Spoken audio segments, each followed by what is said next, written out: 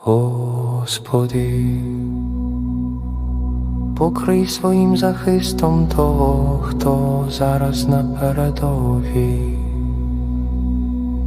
Будь його щитом у небезпеці, його світлом у темряві, його спокоєм серед вибухів.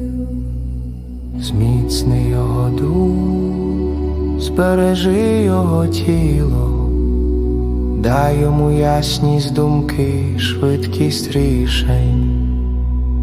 Коли йому страшно, будь його мужністю, коли він виснажений, будь його силою.